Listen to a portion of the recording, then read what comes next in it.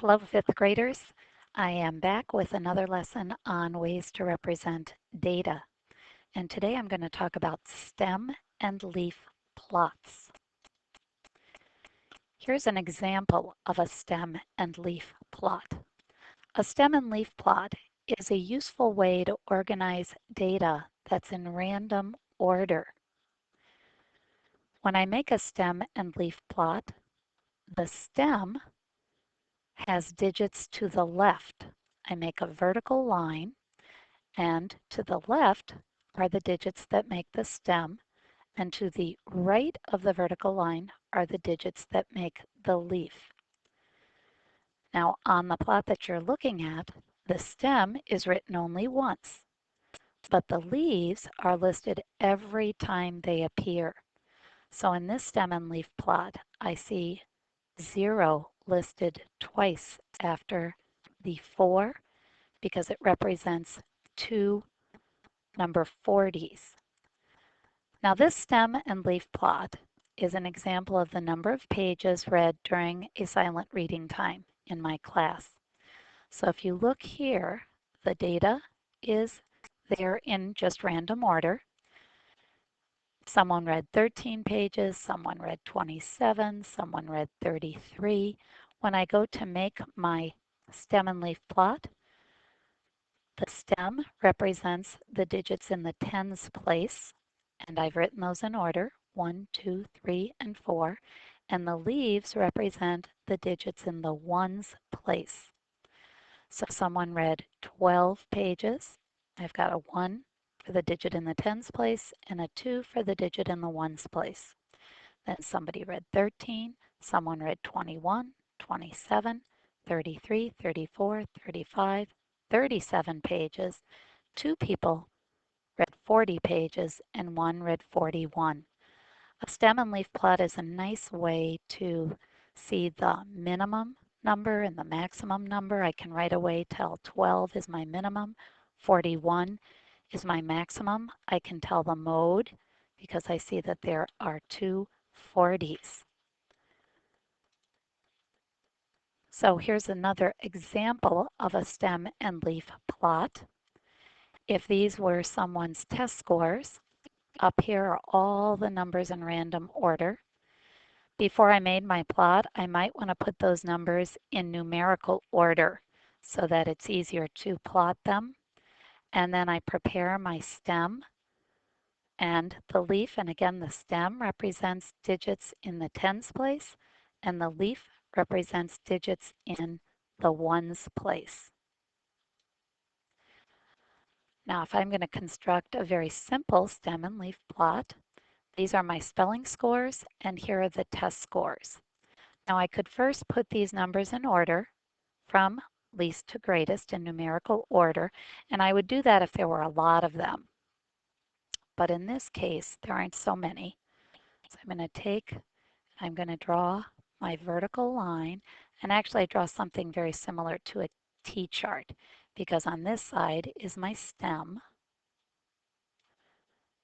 and on this side is my leaf. And then I see that I have some scores in the 70s, in the 80s, and in the 90s. So I'd have a 7, I'd have an 8, and I'd have a 9.